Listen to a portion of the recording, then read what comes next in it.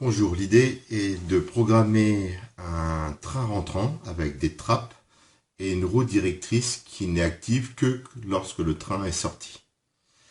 Donc, on va faire un modèle, nouveau modèle. On l'appelle AAA, peu importe. Il va être classique. Je vais y rajouter un cerveau de train d'atterrissage. Je pourrais en mettre plusieurs.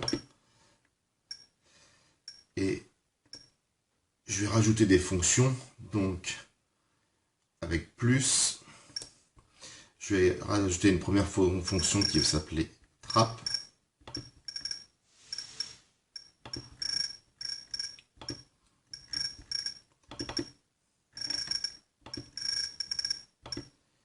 Ok. Et train d'atterrissage, je vais désactiver le switch de pilotage. Donc, j'ai les trappes et j'ai le train d'atterrissage. Je vais rajouter une autre fonction pour la direction, c'est la roue directrice. Donc,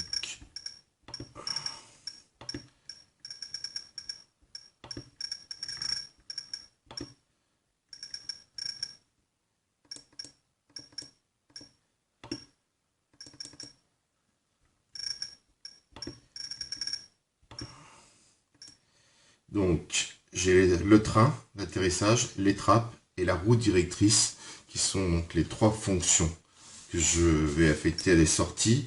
Donc je vais garder par défaut. Donc le train sera d'atterrissage sur la voie 5, les trappes sur la voie 6 et enfin la roue directrice sur la voie 7. Je valide, j'en crée le modèle.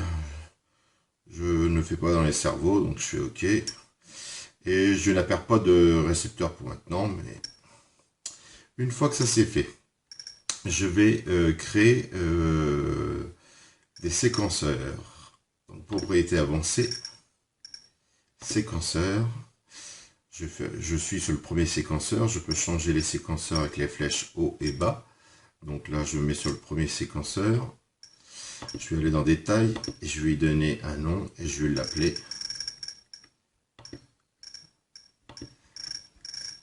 trap. C'est lui qui va ordonner au trap de rentrer ou de sortir. Ok. La voie concernée, forcément, c'est la voie des trappes.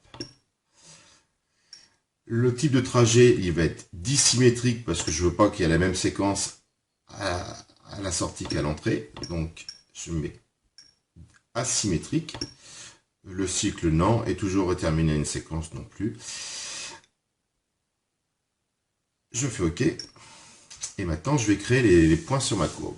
Alors, ma trappe, je vais la faire sortir avec un switch. Et ce switch-là, je vais faire le switch chez C. OK. Donc là, trappe, train rentrée, train sorti. Voilà ce que je vais avoir comme convention. Donc, ici, comme je suis dans une séquence qui est asymétrique, je n'ai pas la même chose quand je rentre et quand je sors. Donc, je vais d'abord me mettre dans la phase sortie. Quand je fais une phase sortie, mes trappes, elles doivent s'ouvrir directement. Donc, je vais créer un point et je vais lui affecter une valeur. Donc, quand je fais plus, je crée des points sur la courbe et je vais affecter la valeur plus 100. Pour moi, les trappes sont sorties quand la commande est à plus 100%. Donc, maintenant, je vais basculer l'interrupteur en position train rentrée, et je vais recréer un point à 0 secondes. Il est à plus 100, parce que mes trappes, au moment où je bascule, mes trappes sont d'abord sorties. Et après, je vais augmenter le temps ici, et je vais dire, tiens, au bout de 6 secondes, mes trappes vont se fermer. Donc, je suis à 6 secondes, les trappes sont pourtant à 100% pour l'instant, je fais plus, je vais créer un deuxième point. On voit que pendant tout ce temps-là, pendant les 6 secondes, les trappes sont tout le temps à plus 100%, donc sorties. Et maintenant, je vais créer un troisième point à 6,2 secondes, par exemple. Je vais faire plus, ça crée un troisième point. Et celui-ci, par contre, je vais changer la valeur 100% et je vais lui affecter moins 100%.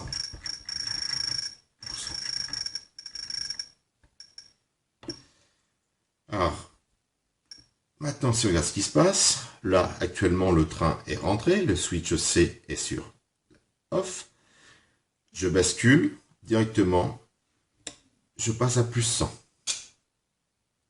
Quand je rentre le train, je vais basculer. Là, tac, j'ai basculé. On voit qu'il y a les secondes qui s'écoulent. Et au bout de 6 secondes, la valeur va passer de plus 100 à moins 100. Les trappes viennent de rentrer. Donc là, j'ai fini mon séquenceur pour mes trappes.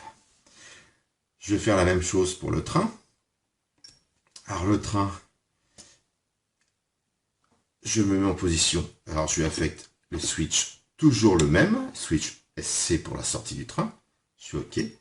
Donc avant de basculer positif, le train est sorti. Et je vais, alors, dans détail, lui mettre un titre, je vais l'appeler train.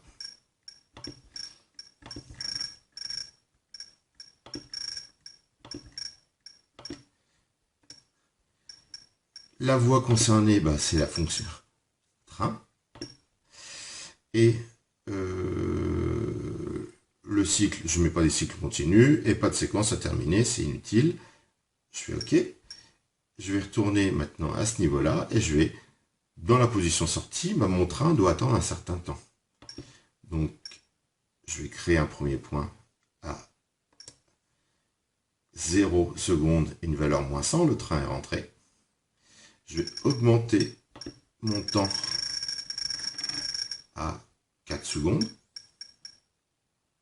Je vais créer un nouveau point.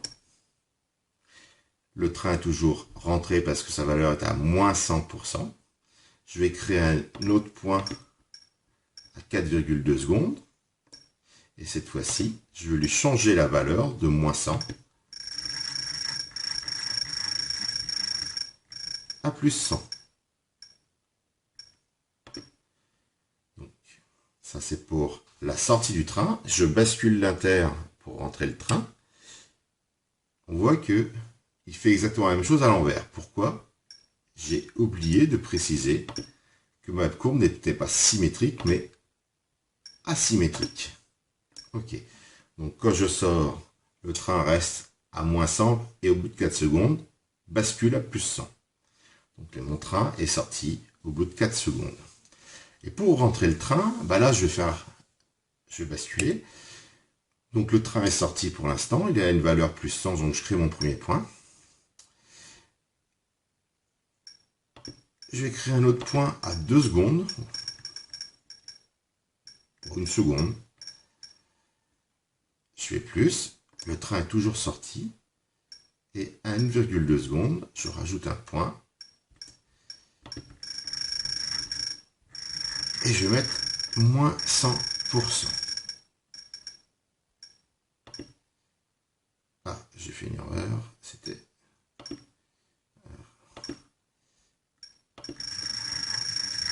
la valeur. Donc lui, je laisse à 100%. Et je vais chercher le point 1,2 secondes. Et je vais à moins 100.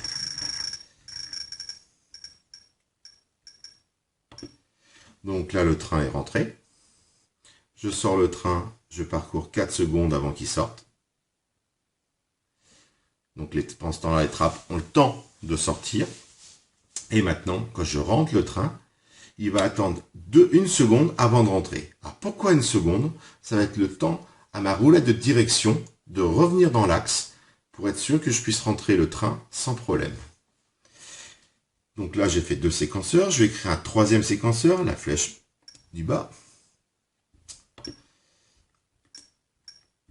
Je vais en détail. Je vais lui donner un nom et ça va être Active roue.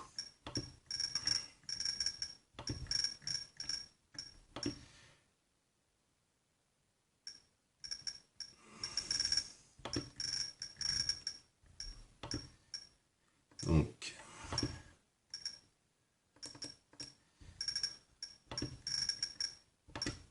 active dire pour activation de la direction.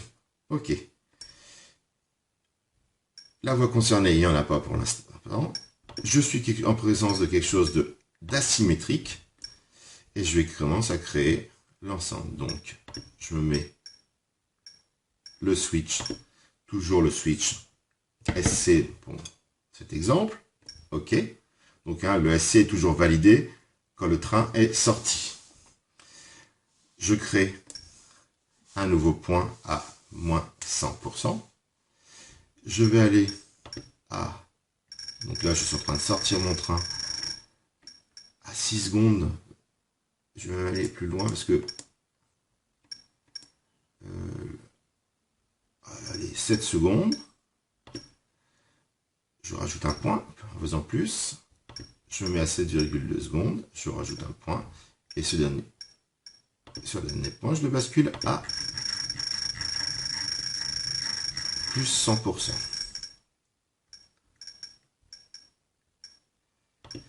Donc, qu'est-ce qui va se passer? Donc là, je rentre le train, je sors le train. Les trappes sont fermées, ouvertes. Le train sort et la direction devient active. Lorsque je vais rentrer le train, je vais rajouter un point. Et là, je vais de suite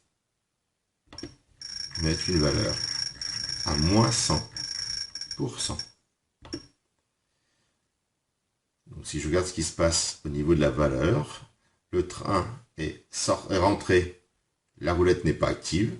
Je bascule mon interrupteur, il met un certain temps. On va atteindre nos 7 secondes pour basculer à plus 100. Donc ça, c'est bon. Je fais OK. Et maintenant, je vais aller dans Réglage fin. Je vais faire un mixage libre. Je vais ajouter depuis la direction vers la roue directrice. La valeur mètre, je vais la mettre à 100%. Et en détail, je vais basculer un switch. Et là, ce switch n'est pas le switch du train, mais c'est mon séquenceur. Donc, je fais plus. Je vais chercher dans séquenceur et je fais active direction. OK. Si maintenant, je regarde ce qui se passe sur mes cerveaux.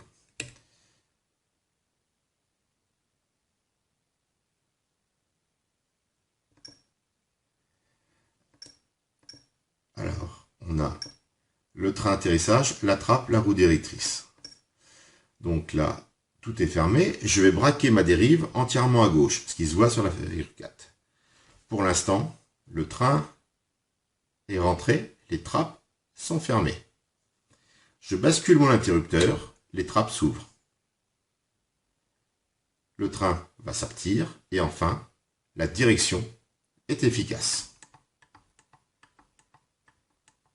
On voit que c'est une recopie de 4 sur 7. Maintenant, je vais rentrer mon train.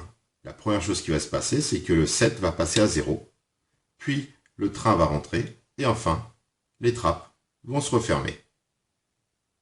Donc voilà, c'est fait. Il suffit juste d'ajuster les valeurs dans le séquenceur pour tenir compte de la vitesse d'ouverture et de fermeture des trappes et du train. Voilà. Merci.